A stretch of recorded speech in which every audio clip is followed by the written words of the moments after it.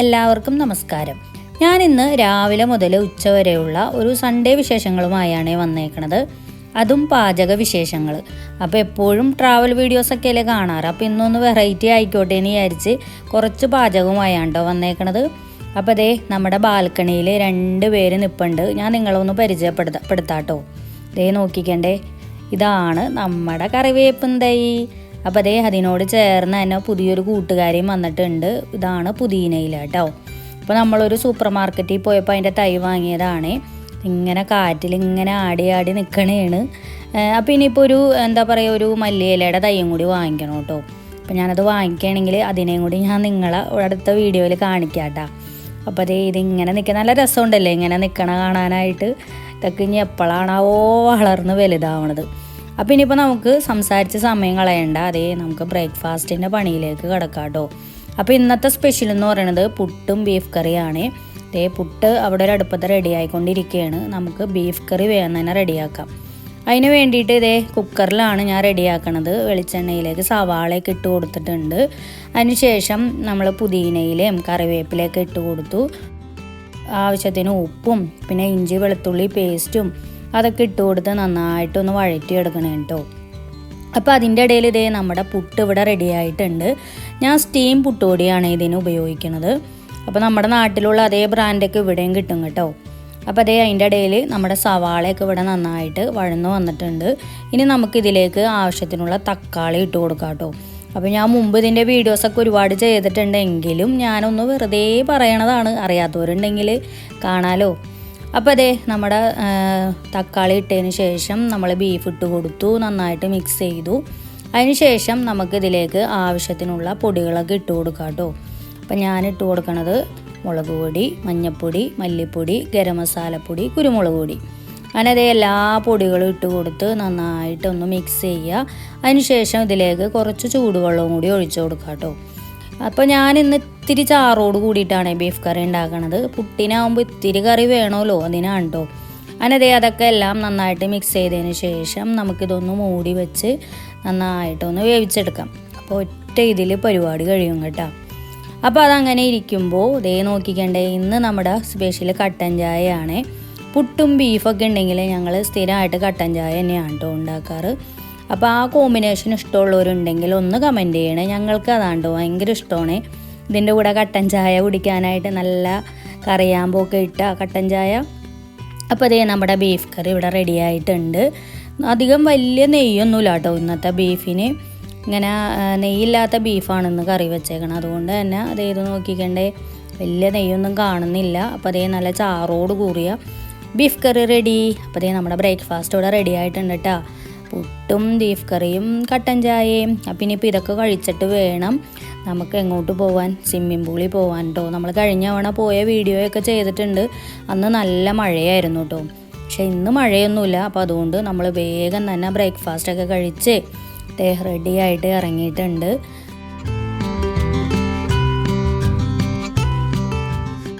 എവിടെ പോവാണ് പാത്തു? സ്വിമ്മിംഗ് പൂളിൽ പോവാ. കഴിഞ്ഞ തവണ പോയപ്പോൾ നല്ല മഴയായിരുന്നു, ഇത്തവണ നല്ല വെയിലാണ്. ഓ എന്താ ഇൻട്രസ്റ്റ് രണ്ടെണ്ണത്തിനും പോകാനായിട്ട്, നല്ല വെയിലാണ്. അപ്പോൾ കഴിഞ്ഞ തവണ നമ്മൾ പൂളിൽ പോകുന്നൊരു വീഡിയോ ചെയ്തിട്ടുണ്ടായിരുന്നേ. അന്ന് മഴയായിട്ട് നമുക്ക് ഇറങ്ങാനേ പറ്റുന്നുണ്ടായിരുന്നില്ല. നിരാശയായിട്ട് തിരിച്ചു പോകുന്നൊരു വീഡിയോ നിങ്ങൾ കാണാത്തവരുണ്ടെങ്കിൽ ഒന്ന് കണ്ടു നോക്കണേ. അപ്പോൾ അതേ നമ്മളിപ്പോൾ രണ്ടാമത് പോവുകയാണ് പൂളിലേക്ക്. ഇന്ന് നല്ല വെയിലാണ് കേട്ടോ. അപ്പോൾ അതുകൊണ്ട് എന്തായാലും ഒന്ന് പൂളിൽ ഇറങ്ങാൻ പറ്റുമെന്നുള്ള വിചാരത്തിലാണ് ഇപ്പോൾ പോകുന്നത്. അപ്പോൾ അവിടെ അത്യാവശ്യം നല്ല സൗണ്ടൊക്കെ കേൾക്കാട്ടോ പിള്ളേരുടെയൊക്കെ. അപ്പോൾ അതേ പൂക്കളൊക്കെ ഇങ്ങനെ വാടി തുടങ്ങിയിട്ടുണ്ട്. ഇത് കണ്ടില്ലേ, അന്ന് ഇത് രസമായിരുന്നല്ലേ കാണിച്ചപ്പോൾ. അപ്പോൾ അതേ നമ്മളങ്ങനെ പൂളിൻ്റെ അവിടെ എത്തി. അപ്പോൾ ഇതിനു മുമ്പ് ഒരാൾ കമൻ്റ് ഇട്ടിട്ടുണ്ടായിരുന്നു, ഇവിടെ മുതിർന്നവരെ ആരും ഇറക്കില്ലേന്ന്. ഇവിടെ മുതിർന്നവരെയും കുട്ടികളെയും അങ്ങനെ എല്ലാവരെയും പൂളിൽ ഇറക്കും കേട്ടോ. പക്ഷേങ്കിൽ ഞങ്ങൾക്ക് ഇറങ്ങാനായിട്ട് വലിയ താല്പര്യമൊന്നും ഇല്ലാത്തതുകൊണ്ടാണ് കേട്ടോ ഞാനിങ്ങനെ ഇവിടെ ഇരിക്കണത്, പിള്ളേരങ്ങനെ ഇറങ്ങണത്. അപ്പോൾ അതേ ഞാൻ നേരെ പോയിട്ട് ആ കുടയൊക്കെ നിവർത്തി അതിൻ്റെ ചോട്ടിൽ ഇങ്ങനെ ഇരിക്കുകയാണ്. നീന്തലറിയില്ലെങ്കിലും കാര്യം എനിക്ക് പൂളിലിറങ്ങാൻ ഭയങ്കര ഇഷ്ടമാണ് കേട്ടോ. പക്ഷെ എന്താ ചെയ്യുക, എന്തൊരു വെയിലാണെന്ന് അറിഞ്ഞാൽ. ഈ വെയിലത്തൊക്കെ ഇറങ്ങാൻ നിന്ന് കഴിഞ്ഞാൽ നല്ല രസമായിരിക്കും. ഇവിടെ ഉള്ളവർക്കൊക്കെ ഭയങ്കര ഇഷ്ടമാണ് ഈ വെയിലത്തൊക്കെ ഇങ്ങനെ പൂളിൽ ഇറങ്ങാനായിട്ട്. പക്ഷേ എനിക്ക് ഈ വെയിലത്ത് ഇറങ്ങാൻ വലിയ താല്പര്യമൊന്നുമില്ല കേട്ടോ. അതുകൊണ്ടാണ് ഞാൻ ഇങ്ങനെ ഇരിക്കുന്നത്. അപ്പോൾ ഇവിടെ ഇരുന്ന് ഇങ്ങനെ ഫുൾ വാച്ച് ചെയ്യലാണ്. കുട്ടികൾ ഇറങ്ങണതും മുതിർന്നവർ ഇറങ്ങണതൊക്കെ നമുക്കിങ്ങനെ കാണാൻ സാധിക്കും കേട്ടോ. അവിടെ കുറേ പേരൊക്കെ വലിയവരൊക്കെ ഇറങ്ങി ഇങ്ങനെ ക്ഷീണിച്ച് ഇങ്ങനെ തളർന്ന് സൈഡിലൊക്കെ ഇങ്ങനെ കിടക്കണത് നമുക്ക് കാണാൻ സാധിക്കും. അവരെയൊന്നും ഞാൻ കൂടുതലായിട്ട് ഷൂട്ട് ചെയ്തില്ല കേട്ടോ. വീഡിയോ ഇത് കണ്ട ജസ്റ്റൊക്കെ ഇങ്ങനെ കാണാൻ സാധിക്കും. കൂടുതലായിട്ട് എടുക്കാൻ നിന്നാൽ ചിലപ്പോൾ അവർ നമ്മളെ ഓടിക്കും. അതുകൊണ്ട് ഞാൻ അതിലേക്ക് അധികം അങ്ങനെ ഫോക്കസ് ചെയ്തില്ല. അപ്പോൾ പാത്തും റാസൊക്കെ ഇങ്ങനെ പൂളിൽ ഇറങ്ങുന്നുണ്ട്. കുറേ നേരം അവരിങ്ങനെ ഇന്നിങ്ങനെ കളിച്ചുകൊണ്ടിരിക്കും കേട്ടോ. ഞാനതിങ്ങനെ നോക്കി നിൽക്കും. മൊബൈൽ നോക്കാമെന്ന് വിചാരിച്ചാൽ ഒട്ടും റേഞ്ചില്ല കേട്ടോ ഈ ഭാഗത്തൊക്കെ. എന്താണാവോ. പിന്നെ ഈ പൂളിൻ്റെ അപ്പുറത്തെ സൈഡിലൊക്കെ ഒരുപാട് പേര് ഇന്നിങ്ങനെ ബാർബിക്യൂ ചെയ്യണമൊക്കെ നമുക്ക് കാണാൻ സാധിക്കും കേട്ടോ. അപ്പോൾ എന്താ പറയുക, രാവിലെ തന്നെ ആളുകൾ ബാർബിക്യൂ ചെയ്യാനായിട്ട് ഇറങ്ങിയേക്കാണ്. നല്ല വെയിലുമാണ്. അപ്പോൾ കുറേ പേരൊക്കെ കുട്ടികളുടെ കൂടെ ഇറങ്ങുന്നുണ്ട്. എന്താ പറയുക, നീന്തലറിയാത്ത പിള്ളേരുടെ കൂടെയൊക്കെ. പക്ഷേ എങ്കിൽ ഇവിടുത്തെ എല്ലാ കുട്ടികൾക്കും നീന്തലറിയാം കേട്ടോ. പിന്നെ ഈ ഇന്ത്യൻ നമ്മുടെ നാട്ടിൽ നിന്നൊക്കെ വന്നേക്കണ കുറേ കുട്ടികളൊക്കെ ഉണ്ട്. അവരുടെ കൂടെയാണ് ഈ പേരൻസ് കൂടുതലും നമുക്ക് കാണാൻ സാധിക്കുക. അങ്ങനെ പിന്നെ അവിടെ ഇരുന്ന് ഇങ്ങനെ വായി നോക്കിക്കൊണ്ടിരിക്കുക കേട്ടോ ഞാൻ.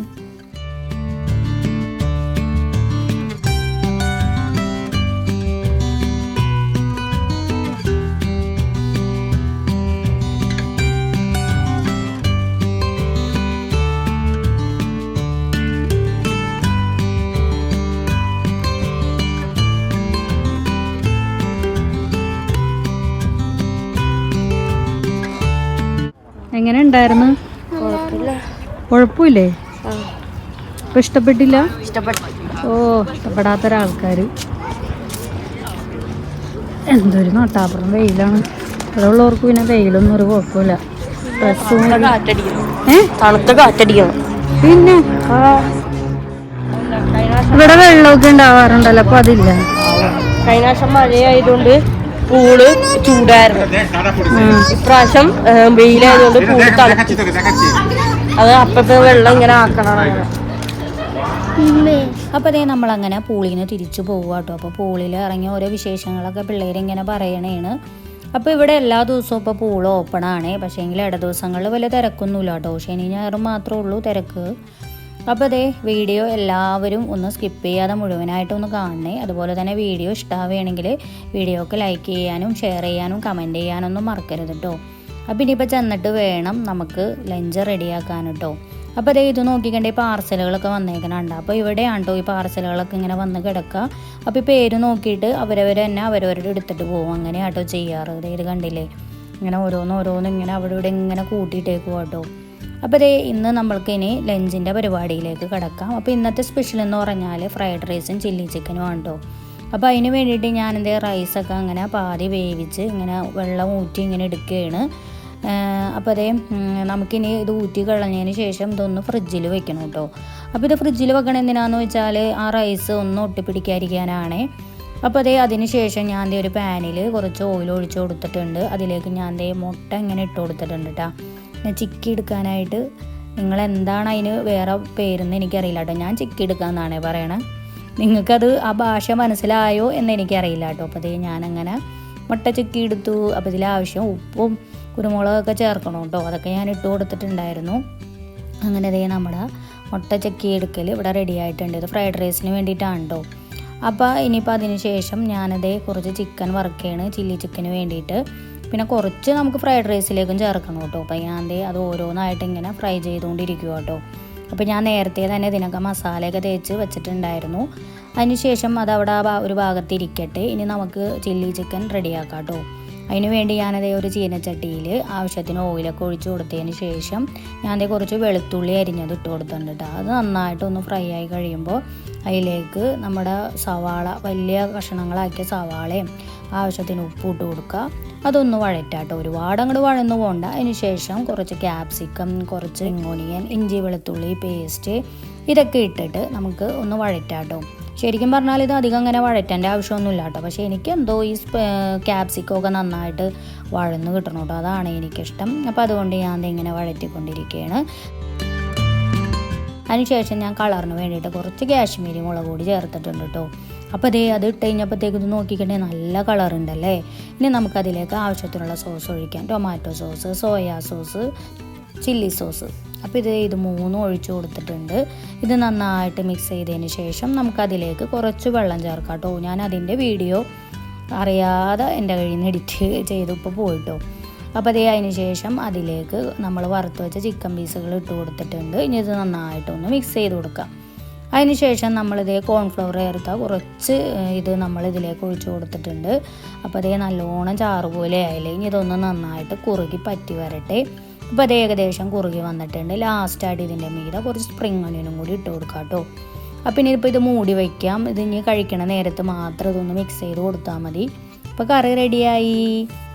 ഇനി അടുത്തത് ഫ്രൈഡ് റൈസ് ഉണ്ടാക്കാൻ പോവുകയാണേ. അതിനാവശ്യത്തിനുള്ള ഓയിൽ ഒഴിച്ച് അതിലേക്ക് ഞാൻ വെളുത്തുള്ളി അരിഞ്ഞത് ഇട്ട് കൊടുക്കുക കേട്ടോ. അത് നന്നായിട്ടൊന്ന് വഴന്ന് വന്നു കഴിയുമ്പോൾ ഞാൻ അതിലേക്ക് കുറച്ച് സ്പ്രിംഗ് ഓണിയൻ ഇട്ട് കൊടുത്തിട്ടുണ്ട്. അതും ഒന്ന് ജസ്റ്റ് വഴറ്റി കൊടുക്കാം കേട്ടോ, ഒരുപാടൊന്നും വേവണ്ട. അതിലേക്ക് ഞാൻ കുറച്ച് കുരുമുളക് പൊടിയും കുറച്ച് സോയാ സോസും ഇട്ട് കൊടുക്കുന്നുണ്ട്. അപ്പോൾ ഇത് രണ്ടും ഇത്രയും ഞാൻ ചേർക്കണുള്ളൂ കേട്ടോ. സാധാരണ ഞാൻ ബീൻസ് ക്യാരറ്റ് അതൊക്കെ ചേർക്കാറുണ്ട്. ഇന്ന് ഞാൻ അതൊന്നുമില്ലാതെ വളരെ സിമ്പിളായിട്ടാണ് ഉണ്ടാക്കണത്. അതിലേക്ക് ഞാൻ ഫ്രിഡ്ജിൽ വെച്ച് തണുപ്പിച്ച നമ്മുടെ റൈസ് ഇതിലേക്ക് ഇട്ട് കൊടുക്കുക കേട്ടോ. കുറേശ്ശെയാണ് ഇട്ട് കൊടുക്കണത്. കുറേശ്ശെ ഇട്ട് കൊടുക്കുക, അതൊന്ന് മിക്സ് ചെയ്യുക. എല്ലാം കൂടി ഒരുമിച്ച് ഇട്ട് കൊടുത്താലേ നമുക്ക് മിക്സ് ചെയ്യാനൊക്കെ ഭയങ്കര ബുദ്ധിമുട്ടായിരിക്കും കേട്ടോ. അപ്പോൾ അതുകൊണ്ട് ഞാൻ ആദ്യം കുറച്ച് മാത്രം ഇട്ട് കൊടുത്തോളൂ. എന്നിട്ട് അത് മിക്സ് ചെയ്തു. അതിന് ശേഷം ഞാൻ മുഴുവനായിട്ട് ഇട്ട് കൊടുത്തിട്ടാണ് അങ്ങനെ മിക്സ് ചെയ്ത് കൊടുത്തേട്ടോ. അപ്പോൾ അങ്ങനെ മിക്സ് ചെയ്തുകൊണ്ടിരിക്കുകയാണ്. അപ്പോൾ ഇതിലേക്ക് കുറച്ച് വെജിറ്റബിളൊക്കെ ഇടുകയാണെങ്കിൽ നല്ലതായിരുന്നു. പക്ഷേ വേണ്ട, ഇന്നിപ്പോൾ ഇങ്ങനെ ഇരിക്കട്ടെ എന്ന് വിചാരിച്ചു കേട്ടോ. എപ്പോഴും ഒരുപോലെ ആയാലും ശരിയാവില്ലല്ലോ. അപ്പോൾ അതിന് ശേഷം ഞാൻ കുറച്ച് നേരത്തെ നമ്മൾ ചിക്കിയെടുത്ത ആ മുട്ട ഇട്ട് കൊടുത്തിട്ടുണ്ട്. അത് നന്നായിട്ടൊന്ന് മിക്സ് ചെയ്തെടുക്കാം. അപ്പോൾ എല്ലായിടത്തേക്കൊന്നും എത്തണ്ടേ, അതിന് വേണ്ടിയിട്ടാണ് കേട്ടോ. അപ്പോൾ അതങ്ങനെ മിക്സ് ചെയ്ത് കൊടുത്തതിന് ശേഷം ഞാൻ ആ ചിക്കൻ ഫ്രൈ ചെയ്ത് വെച്ചില്ലേ, അതിൽ നിന്ന് ഇങ്ങനെ ചെറുതായിട്ട് ഇങ്ങനെ നുറുക്കിയെടുത്തിട്ടുണ്ട്. അതും ഞാൻ ഇതിലേക്ക് ഇട്ട് കൊടുത്തു. എന്നിട്ട് ഇതും നന്നായിട്ടൊന്ന് മിക്സ് ചെയ്ത് കൊടുക്കാം കേട്ടോ. അപ്പം നമ്മുടെ ഫ്രൈഡ് റൈസ് ഏകദേശം ഇവിടെ റെഡി ആയിട്ടുണ്ട്. എങ്കിലും നമുക്ക് ലാസ്റ്റായിട്ട് കുറച്ച് വെജിറ്റബിൾ ഓയിലും കുറച്ച് വിനെഗിരിയും കൂടി ചേർത്ത് നന്നായിട്ടൊന്ന് മിക്സ് ചെയ്യാം. ഇപ്പം തീയൊക്കെ അങ്ങോട്ട് ഓഫ് ചെയ്യണം കേട്ടോ, അല്ലെങ്കിൽ ആകെ കുഴഞ്ഞു പോവും. അതിന് ശേഷം ലാസ്റ്റ് കുറച്ച് സ്പ്രിംഗ് ഓണിയനും കൂടി ചേർത്ത് നന്നായിട്ട് മിക്സ് ചെയ്ത് നമ്മുടെ ചിക്കൻ ഫ്രൈഡ് റൈസ് ഇവിടെ റെഡിയായി. അപ്പോൾ ഇങ്ങനെയാണോ ഞാൻ റെഡിയാക്കാറ്. നിങ്ങളും ഇതൊക്കെ ഇങ്ങനെയാണോ എന്ന് എനിക്കറിയാം. അല്ലാത്തവരുണ്ടെങ്കിൽ ഇതേമാതിരി ഒന്ന് ട്രൈ ചെയ്ത് നോക്കിയിട്ട് അഭിപ്രായങ്ങൾ അറിയിക്കണേ. അപ്പം നമ്മുടെ ലഞ്ച് ഇവിടെ ഏകദേശം റെഡി ആയിട്ടുണ്ട്. ചിക്കൻ ഫ്രൈഡ് റൈസും ചില്ലി ചിക്കനും. അപ്പോൾ ഇന്നത്തെ ലഞ്ച് ഇതൊക്കെയാണ് കേട്ടോ നമ്മുടെ.